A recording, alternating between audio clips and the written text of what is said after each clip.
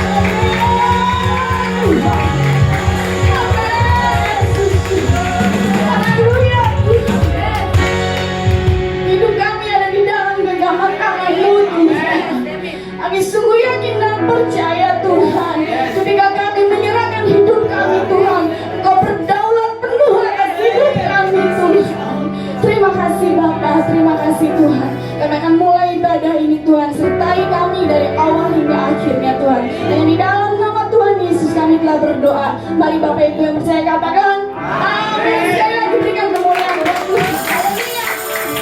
Bapak Ibu saya mau berbangkit berdiri.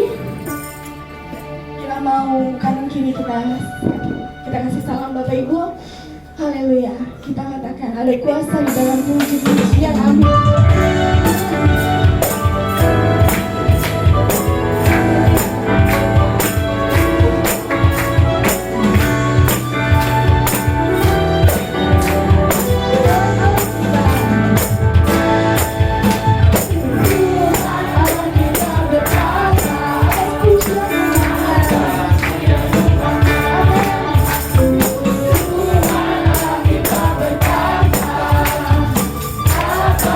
Yeah.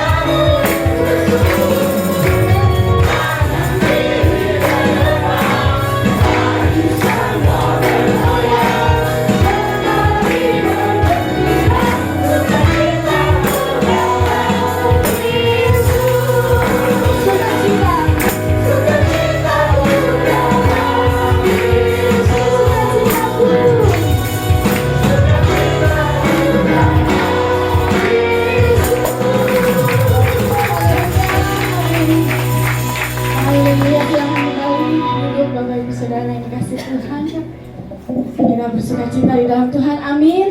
Karena hati yang gembira adalah obat yang manjur, haleluya. Walaupun sebagian jemaat kita ada beberapa yang sakit di rumah sakit, tetapi kita tetap mendoakan mereka supaya mereka cepat pulih, cepat sembuh, Tuhan jamah biar bisa berkumpul bersama kita kembali. Amin, Bapak Ibu Saudara.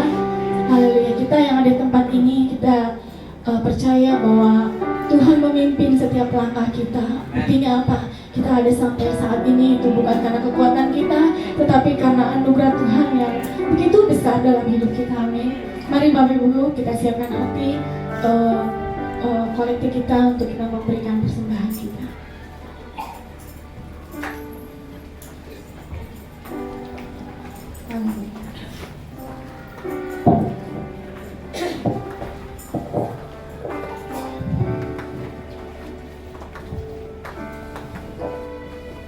Siapkanlah persembahan saudara untuk Tuhan.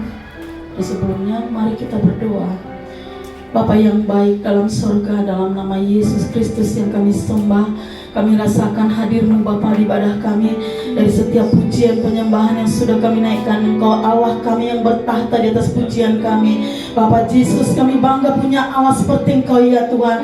Kami datang dalam sidang-Mu, datang ke rumah-Mu tidaklah dengan tangan hampa Tuhan, tapi kami membawa sebagian dari yang kami miliki, kami hendak persembahkan kepadamu. Karena kami tahu dan sadar betul bahwasanya apapun yang kami punya semua berasal daripadamu.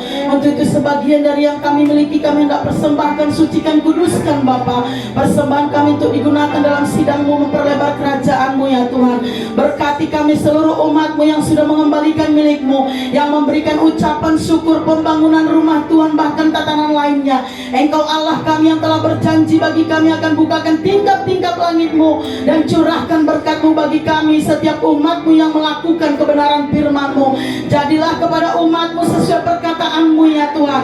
Kiranya kami umat-Mu Tuhan hidup di dalam kebenaran Tuhan.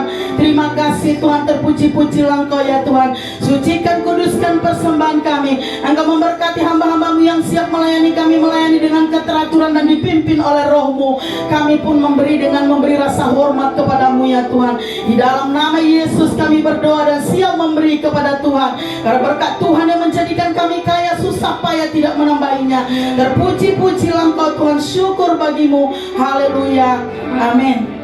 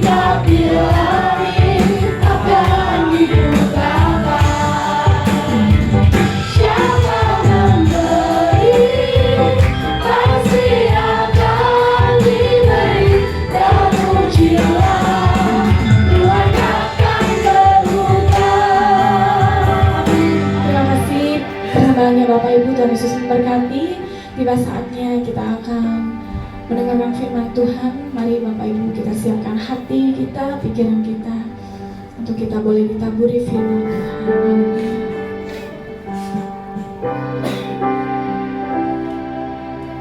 Haleluya Yesus. Bapa Kau yang mendengar setiap seruan hati kami Tuhan.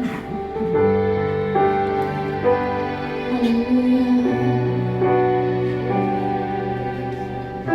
Siapkan hati kami Tuhan menjadi tanah yang subur Tuhan, tanah yang mau dibentuk oleh Engkau Tuhan Yesus. Jadi tanah hati yang lembut Tuhan, bahkan yang siap diproses Tuhan. dalam hidup ini Bapa. Haleluya. Amin.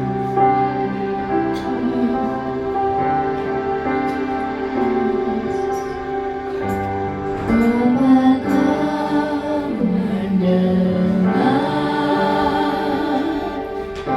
seruan hatiku.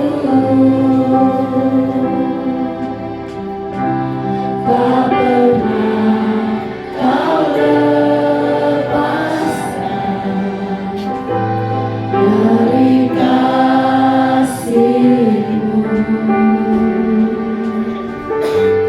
Lewat lembah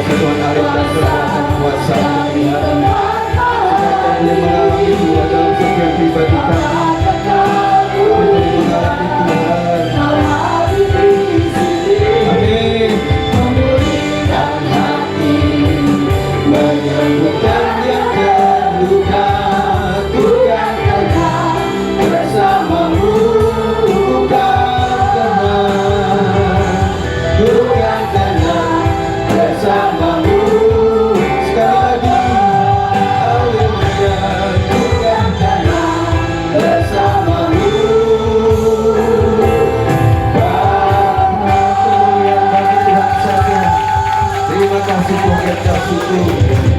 Hadirlah Tuhan untuk membuat kami mengerti dan tahu akan kebenaran firman Tuhan. Kami siap untuk diajar oleh Tuhan. Bersihkan hidup kami dengan kebenaran firman Tuhan. Sampaikanlah ya Roh Kudus kepada setiap pribadi masing-masing kebutuhan mereka. Di dalam nama Yesus kami siap. Segala yang mengganggu dihancurkan dalam kuasa Tuhan Yesus Kristus. Kami siap untuk mendengarkannya. Berbicaralah supaya kami diberkati. Dalam nama Yesus kami berdoa. Haleluya. Amin. Silakan duduk. Shalom. Puji Tuhan saudara sekalian, kita kembali belajar. Jangan bosan-bosan untuk belajar firman Tuhan. Jangan bosan-bosan melihat saya. Mungkin saya membosankan, tetapi yang penting kebenaran dinyatakan. Amin. Nah saudara, kita akan belajar tentang praktik iman yang benar. Nah banyak orang pertumbuhan rohaninya mandek atau bahkan turun naik saudara. Saudara sempat mengalami itu enggak kira-kira? Pak bisa tolong kecilin sebentar. Iya. Apakah sedang atau pernah saudara? Nah, usulan dari pendeta gembala adalah ketika kita menghadapi kemuraman hidup saudara, sebenarnya yang paling penting adalah yang membuat kita sukacita itu apa. Yang penting sumbernya kita tahu, baru kita tahu harus kemana saudara. Kalau tidak saudara, semakin orang tertindis, semakin beban hidup begitu tinggi, malah orang malah semakin menjauh daripada Tuhan. Itu adalah tipuan si jahat. Nah, hendaklah saudara apapun nantinya, sedang alamin atau belum ngalamin, kalau saudara mengalami turunnya iman kita, kita harus segera mendekat kepada Tuhan. Amin. Karena energi rohani kita bukan kepada manusia. Kemudian juga memang kita juga mengalami yang namanya mandeknya atau turun naiknya pertumbuhan rohani kita. Karena kita juga melihat baru percaya. Beriman seperti Thomas saudara. Jadi kita berharap iman Thomas itu kanak-kanak. Kita kan nggak mau kanak-kanak terus dong. Amin. Kita mau dewasa dong. Supaya bagi orang-orang sakit memang harus memiliki iman di luar Thomas. Harus memiliki iman bahwa saya akan sembuh meskipun saya belum sembuh. Saya harus mengalami kegembiraan hidup meskipun hari-hari ini saya menghadapi kesusahan hidup.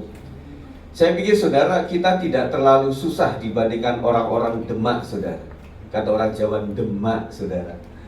Nah orang Demak itu lebih susah lagi saudara, karena mereka sudah hidup yang nyaman puluhan tahun, kemudian nggak disangka bagaimana itu jebol tanggulnya saudara.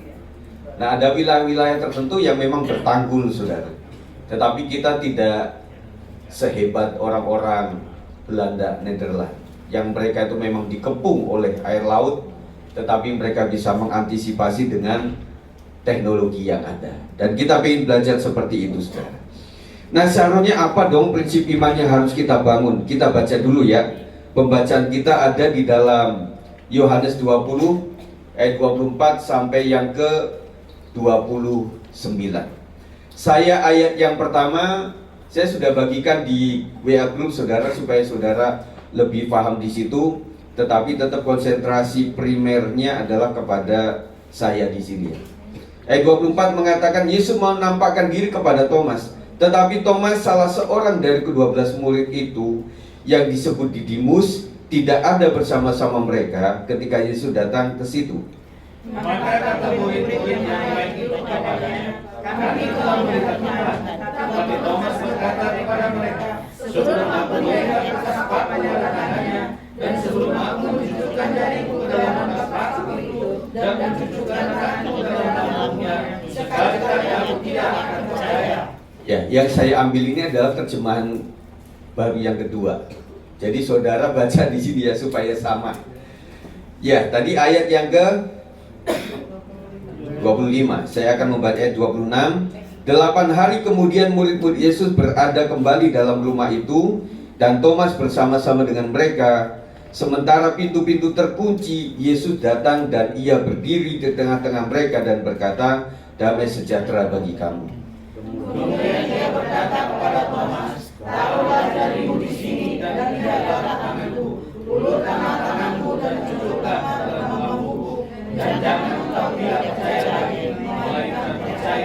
Thomas menjawab dia, "Ya Tuhanku dan Allahku."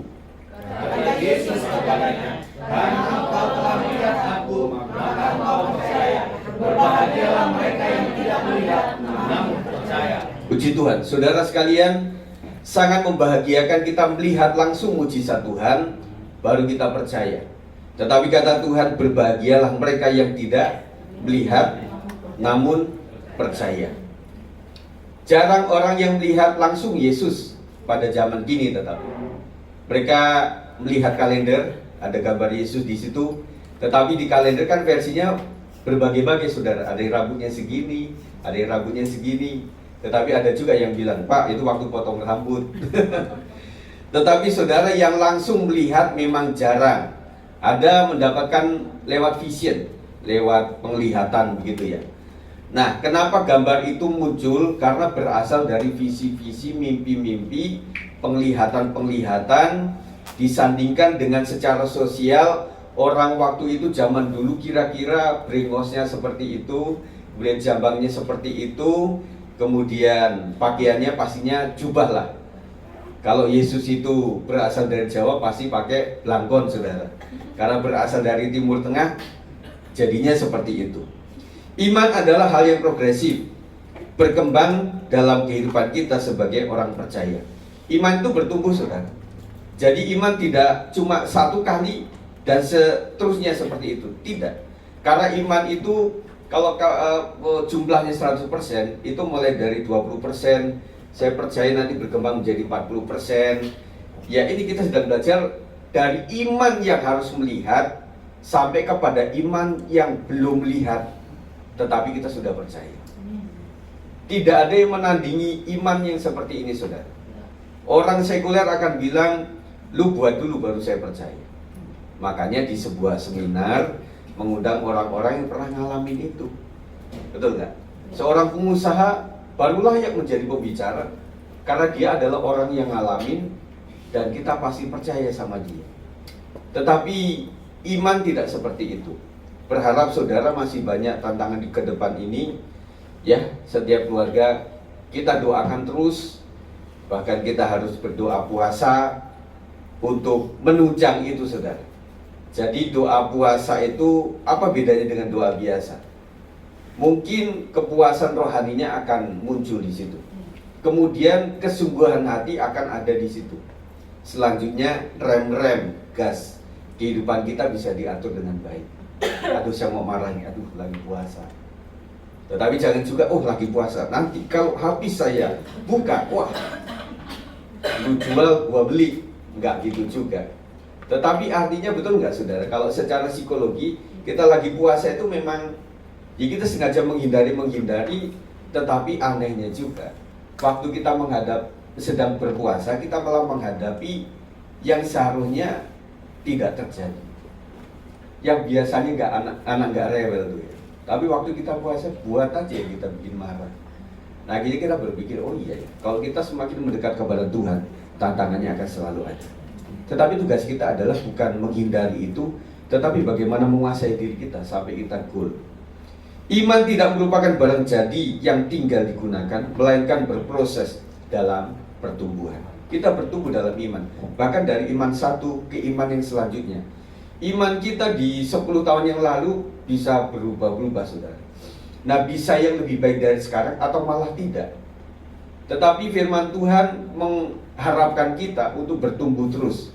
Tumbuh itu dari benih. Kita kemarin saya berbicara tentang antara berkat Tuhan itu berupa buah yang kita makan, dan yang kedua apa? Benih, saudara. Nah, Tuhan itu memberikan berkat kepada kita juga tidak cuma buah. Nah, kalau orang kerja itu kan berpikirnya gini, habis gajian nih ya, kadang nggak sampai tanggal tua, tengah bulan itu udah habis, udah mulai ke market, mulai ke warung-warung kecil, Mbak boleh nggak pinjem dulu, nanti waktu tanggal baru saya akan lunasi itu. Nah, kami juga pernah bekerja, saudara. Jadi berpikirnya itu habis, nanti ada gaji lagi, ya kan? Tetapi lihatlah Bapak Ibu kita yang sudah tidak bergaji, semua datang daripada Tuhan. dapatnya itu dua sih. Yang pertama pelit, medit, karena carinya susah. Atau yang kedua menghargai berkat Tuhan. Kalau bukan berkat Tuhan, saya tidak akan mendapatkan seperti ini. Nah, bagaimanakah proses perjalanan iman terjadi, saudara? Fase yang pertama adalah fase percaya karena melihat mujizat atau pekerjaan Tuhan. Tuhan Yesus meneguhkan apa yang difirmankan atau yang dijanjikannya dengan pekerjaan tangannya. Misalnya kesembuhan yang terjadi pada Markus 6 ayat 5 yang mengatakan ia tidak dapat mengadakan satu mujizat pun di sana kecuali menyembuhkan beberapa orang sakit dengan meletakkan tangannya di atas mereka. Tugas kita bukan mencari-cari mujizat, saudara, karena Alkitab sudah penuh dengan mujizat. Kemudian kesaksian teman-teman kita juga menunjukkan itu kan. Atau pengen barengan, Tuhan, saya pengen kayak orang itu loh, sakit kok disembuhkan, buatlah saya sakit. Kan nggak begitu juga. Tapi secara praktis kadang-kadang kita berpikir seperti yang kalimat ini, saya pengen kayak si keluarga itu, anaknya bisa sukses, tetapi tidak tahu bagaimana cikal bakalnya untuk menjadi sukses itu. Saya pengen menjadi seorang kayak Yusuf gitu loh, yang bisa menguasai di tanah asing begitu ya. Siapa yang pengen menjadi presiden di tanah orang? Saya melihat beberapa tayangan, ternyata ada orang Indonesia asli atau berdarah Indonesia yang mereka ada yang jadi presiden, ada jadi wakil menteri, dan ada orang-orang sukses. Itu yang pejabat kenegaraan. Tetapi orang-orang bisnismen yang sukses di negara lain cukup banyak, saudara. Ya, saya melihat itu kadang-kadang juga, aduh, orang ini Jawanya kental sekali mereka, tetapi hidup di Amerika. Dia dapat green card, dia punya rumah, punya rumah nggak mudah, saudara. Orang di Indonesia yang mudah saja kita susah, apalagi negeri orang. Sampai mendapatkan itu, dia punya mobil bagus, dan kemudian usahanya juga lancar, baik. Tetapi ketika dia mulai cerita tentang masa lalunya, bagaimana dia di Indonesia kayak luntang-lantung meskipun lulusan S2, master begitu ya. Nah, kita jangan bangga dengan S1, saudara. Karena S2, S3 itu banyak juga yang lontang-lantung. Nggak cuma S3 secara sekuler, tetapi S3 yang teologi juga banyak yang lontang-lantung, yang nunggu panggilan, yang nggak ada pekerjaan bagaimana. Saudara sekalian, kita percaya bahwa pergumulan itu ada, tetapi Tuhan ingin nyatakan itu kepada setiap orang-orang yang butuh sesuatu itu. Makanya dalam hidup kita, kadang-kadang mujizat itu cuma 1-2 kali, dan gak terus-terusan.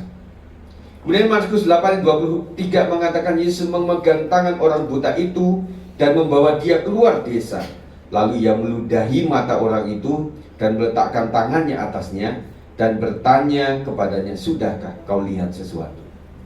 Yang ini jangan ditiru, saudara. Saudara anak sakit, kita ludahin, tambah masuk opname, saudara. Tuhan ingin mengisyaratkan apa? Bahwa sesuatu aneh lah Tuhan lakukan itu secara aneh. Tetapi yang mustahil, yang aneh itu Tuhan lakukan supaya menunjukkan bahwa ya namanya ludah, saudara. Kalau di mikroskop, waduh, itu kumannya luar biasa lah. Habis dan agak flu-flu pilek begitu ya. Yang waduh, kita juga bisa menghancurkan tubuh orang dengan itu. Tetapi Tuhan melakukan itu menunjukkan kepada umatnya bahwa Tuhan itu bisa kerjakan sesuatu yang mustahil. Kemudian saudara, Tuhan juga bukan hanya bekerja melalui pribadi demi pribadi, tetapi juga melalui sebuah bangsa. Pekerjaan tangannya telah menuntun manusia untuk percaya kepadanya. Saya melihat di Alkitab, itu tokoh yang Tuhan tuliskan, itu bukan ece-ece yang berhadapan dengan tetangganya, ada juga, tetapi nggak terlalu ke situ. Tetapi tokoh-tokoh Alkitab yang terkenal itu selalu menyentuh di ruang kekuasaan pemerintahan. Yusuf, Musa. Yusuf udah ketahuan, Musa dia menghadapi Firaun. Firaun itu siapa, saudara? Iya kan? Makanya pernah diistilahkan di Indonesia, Fir'aun lu. Karena apa? Jahat, geram. Tetapi Alkitab bilang, Fir'aun bisa begitu karena Tuhan yang membuat hatinya keras. Terus kemudian Daniel, Sadrah, Mesah, Abednego, mereka ada di tataran pemerintahan. Makanya saudara, apakah kita harus menjadi seorang wali kota? Apakah kita harus menjadi seperti mereka? Panggilan masing-masing, saudara. Ada teman-teman kita yang masuk di sebuah partai, kemudian bisa masuk ke pemerintahan. Nah, kita doakan mereka supaya mereka menjadi alat untuk para minoritas seperti kita. Dan lumayan, mereka bisa paling tidak waktu mereka rapat di DPR, apakah kita lihat? Kita kan nggak lihat. Orang hadir aja enggak, lihat dari mana, dengar dari mana. Nah, mereka bisa akses di situ, saudara. Nah, kita menghargai meskipun kita agak terganggu dengan apa yang ditempel-tempel di pohon, karena di rumah kita juga ditempel, itu siapa juga nggak tahu. Waktu kita pilih presiden dan calon presiden kan gampang, itu udah kita kenal betul itu. Tetapi yang namanya calon-calon DPRD sama sekali kita nggak tahu. Makanya si Komeng itu menjadi the best-nya karena aneh. Berarti para pemilih itu adalah cari yang aneh. Mungkin dia cari yang normal-normal, jadinya nggak normal. Makanya carilah yang nggak normal supaya menjadi normal, gitu. Jadi otaknya kebalik, ya. Nah, kita kan nggak tahu, jujur, saya juga nggak tahu ini yang mana ya.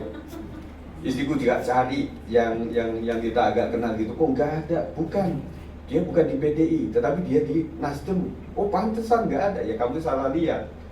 Nah, kita cari, akhirnya yang kedua adalah orang yang nggak pakai simbol mereka. Atau yang ketiga adalah kita pakai orang-orang yang kira-kira namanya Kristen. Padahal Natalia yang hajah juga banyak, saudara. Jadi kita sama sekali nggak tahu. Nah, buat kita apa dong yang harus kita menyentuh sampai mereka? Makanya kita ada doa syafaat, doakan bangsa dan negara. Nah, kalau kita bisa sebutin orang sudah menjabat, itu lebih bagus, saudara, supaya Tuhan berbicara kepada mereka. Kuasanya dapat terlihat melalui mujizat-mujizat dikerjakannya. Mujizat Tuhan mengatasi hukum alam melalui logika manusia yang terbatas. Alkitab mencatat ini dalam Lukas 7 ayat 11-17. Saya membaca dengan cepat. Segera setelah itu Yesus pergi ke suatu kota yang bernama Nain. Murid-muridnya pergi bersama-sama dengan dia, dan juga orang banyak menyertainya berbondong-bondong. Lanjut Bapak Saudara, ayat 12. Setelah dia dekat pintu gerbang kota, ada orang mati diusung keluar, anak laki-laki dalam ibunya yang sudah janda, dan banyak orang dari kota itu menyertai janda itu. Ketika Tuhan melihat janda itu, tergerak hatinya oleh belas kasihan. Lalu ia berkata kepadanya, jangan menangis. Sambil menghampiri usungan itu, ia menyentuhnya, dan sedang para pemusuh berhenti, ia berkata, hai anak muda, aku berkata kepadamu, bangkitlah. Orang itu pun bangun dan duduk serta mulai berkata-kata. Lalu Yesus menyerahkannya kepada ibunya. Semua orang itu ketakutan, dan mereka memuliakan Allah sambil berkata, seorang nabi besar telah muncul di tengah-tengah kita, dan Allah telah datang untuk menyelamatkan umatnya. Lalu tersebarlah kabar tentang Yesus di seluruh Yudea dan di seluruh daerah sekitarnya. Mati bisa dibangkitkan, saudara. Kita masih dalam level sakit. Berarti apakah bisa Tuhan sembuhkan? Bisa, saudara. Nah, kita sedang berbicara mengenai iman yang betul-betul harus teguh, saudara. Dan Tuhan bilang cuma sebesar biji sesawi yang kecil itu kok bisa memindahkan gunung. Artinya iman itu tidak butuh terlalu kita mencernanya sampai ilmu apa kita gunakan untuk mendefinisikan tentang iman. Iman itu sederhana. Percaya saja. Asal saja ku jamah jubahnya, aku akan sembuh. Masyarakat Kristen semakin pandai, semakin gak beriman. Waktu dia akan mendoakan orang sakit, masa sih? Memang kita zaman Yesus, memang mujizat masih ada. Memang bisa dengan tumpang tangan saja orang itu bisa sembuh. Masa sih secara medis sudah angkat tangan, lalu dibawa didoakan, memang bisa sembuh. Makanya saudara sekalian, hikmat manusia kita harus kita letakkan serendah-rendahnya ketika kita berurusan dengan namanya hikmat Tuhan. Amin saudara. Jadi di sini kita bisa mengaminkan, tetapi kita praktekkan dalam kehidupan sehari-hari itu tidak terlalu mudah. Harus ada kasus nyata, karena kita masih kayak Thomas saudara. Kita belum bisa. Ada banyak orang, apalagi kalau seorang pastor yang penyembuh itu sedang datang di daerah mana, itu berkerumun saudara. Padahal cuma ditek-tek begini doang, gitu ya. Nah, ada beberapa orang yang motifnya salah ya gak sembuh saudara. Karena dia pengen cari mujizat seperti apa. Dia ingin membuktikan doang.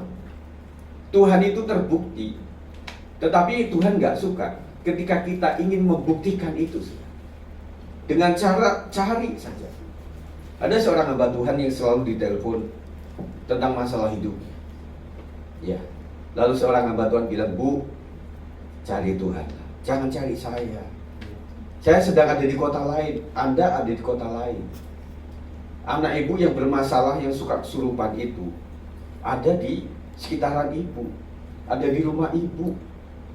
Jangan selalu WA tiap pagi, tiap hari, ditelepon, selalu hal yang sama."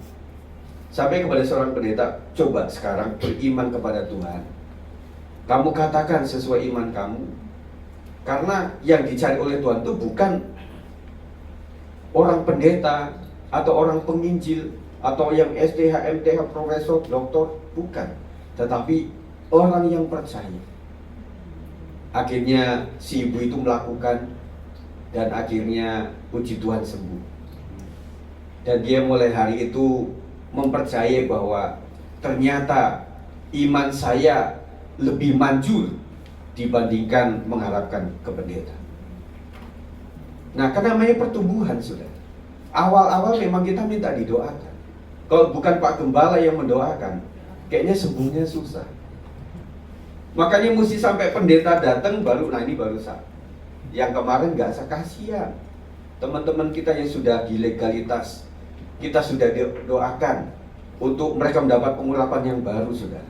Tetapi bagi pelayan Tuhan, sebagai yang membantu gembala juga harus percaya betul. Karena percaya, maaf, ya, makasih ya Pak. Di sini ada sih Pak. Iya, iya, gitu. Jadi kita berharap memiliki mental iman yang luar biasa. Makanya ibu-ibu, bapak-bapak, saya tahu anggota saudara memang menghadapi sakit penyakit di belakangan ini ya. Ternyata sebenarnya bukan sakit penyakit saja sih. Karena sakit penyakit itu hubungannya banyak. Sakit penyakit, kalau si sakit pasien itu adalah tukang yang nyari duit, itu beda lagi hitungannya. Kan kita, kalau anak yang sakit, kita nyari rumah sakit yang the best-nya, yang nggak ngantri panjang kayak ngantri sembako sudah. Karena kita coba, Pak pakai BPJS, iya, iya sus, gitu. Ya maaf Pak, tunggu ya, kita cari kamar yang kosong. Ibunya tuh, nah si bapak diutus, sus, kita mau bayar ya.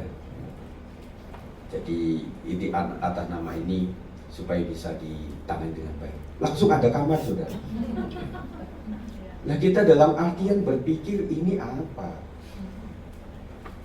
Tetapi kalau sudah si pasien itu adalah pemilik income keluarga, kita mulai mikir sudah. Ya udah di klinik juga nggak apa-apa lah. Pakai generik nggak apa-apa lah, itu kan obat juga. Nah kalau orang sedang berduit saudara, Singapura, Malaysia, bahkan sampai Jerman tuh yang kata yang terbaik tuh, sampai diladeni ke sana. Bahkan ada orang yang melahirkan ya normal bisa lah, di klinik juga bisa, di bidan. Kami dulu tukang dukun bayi kok. Saya itu lahiran dukun bayi saudara, di rumah. Iya. Tetapi orang ini karena udah mules-mules ada di Jakarta. Wah, bawa aku deh kemana? Ke Singapura. Pengen melahirkan di Singapura. Nah paling tidak nama siapa? Tempat tanggal lahirnya kan keren, Singapura. Dulunya bukan Singapura, Singapore. Keren kan? Nah kadang-kadang orang kalau masih punya kayak gitu, jadi sakit itu nggak urusan gampang, sepele saudara. Ternyata ya banyak hal yang harus diatasi dengan sakit penyakit itu. Kita lanjutkan Lukas 7 ayat 21. Pada saat itu Yesus menyembuhkan banyak orang dari segala penyakit dan penderitaan dan dari roh-roh jahat, dan ia mengaruniakan penglihatan kepada banyak orang buta. Jadi ternyata sakit penyakit itu tidak cuma secara medis. Saya ingatkan Bapak Ibu sekalian, makanya 4 sehat 5 sempurna tetap menjadi pemikiran di kita ini. Kemudian udah umur 30 ke atas kita mulai jaga-jaga, karena yang instan, yang enak itu memang gorengan, saudara. Bahkan kita nyebut gorengan nanti udah ketawa. Kita udah suka gampang dicari gitu ya.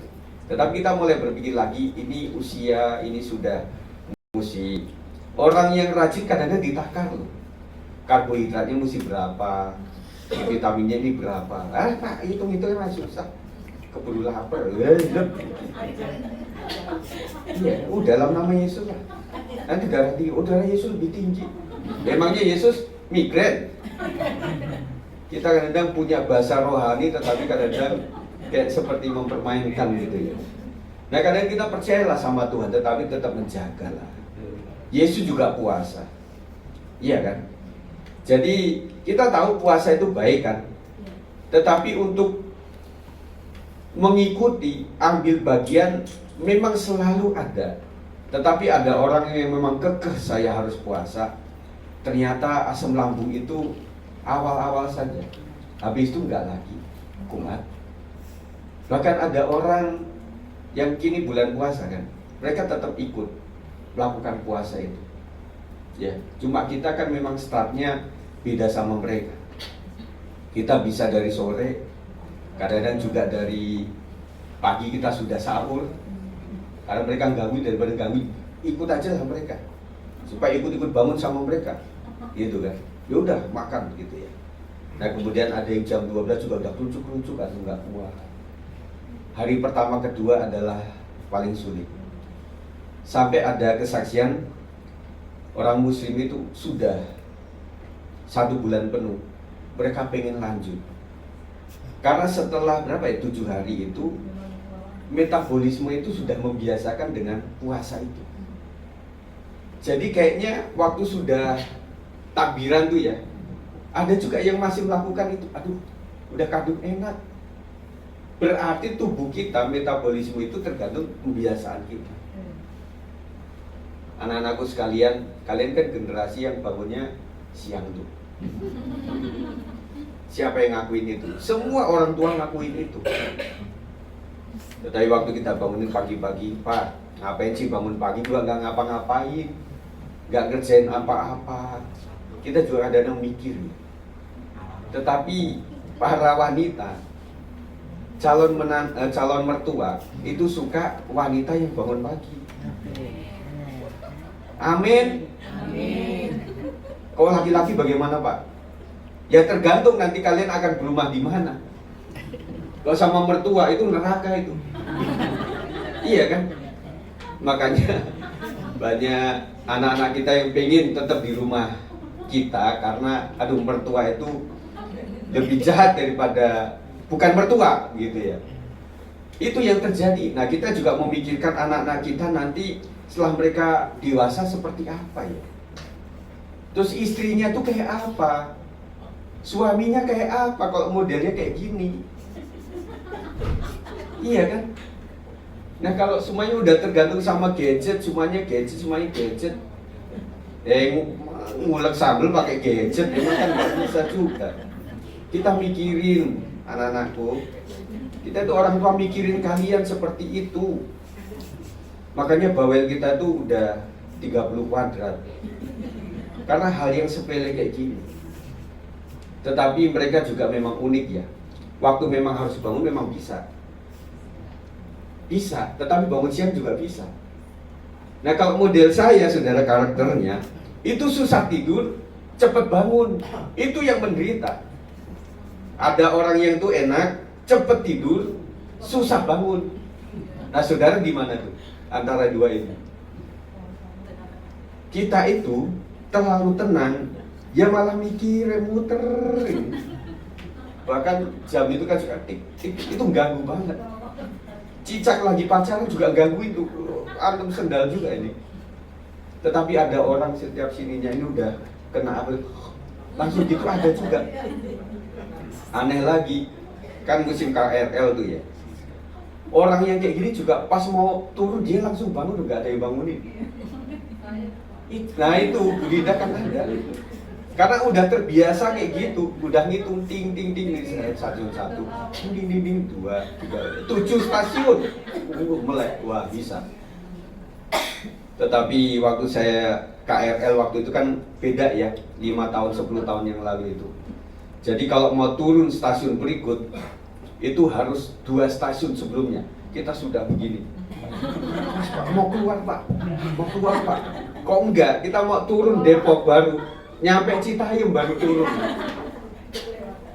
Daripada langsung Bogor aja lah, udah nanggung begitu ya. Nah jadi permasalahan ini juga ada di dalam lingkungan kita. Nah jadi saudara sekalian, Yesus itu menyembuhkan tidak cuma sakit biasa, tetapi juga roh-roh jahat. Nah makanya kita akan tilik ulang di dalam kehidupan kita. Makanya kadang-kadang gereja melakukan pelepasan itu juga kadang-kadang ada alasannya. Karena ada sesuatu yang bukan biasa. Ciri khasnya adalah ketika medis nggak mendetek itu. Pak itu sakit pusing sekali Pak, sakit pusing. Tapi nggak ada apa-apa secara medis. Nah pertanyaan yang kedua, itu pusing setiap apa Pak? Setiap Jumat Kliwon. Nah itu beda lagi. Iya kan? Jadi kadang-kadang orang mesti usir roh jahatnya. Kalau enggak roh jahatnya betul-betul berbentuk setan, berarti roh kita yang naik turun tuh. Kadang roh jahat, kadang roh manusia. Iya kan? Jadi membuat kita berdoanya mesti tandes gitu.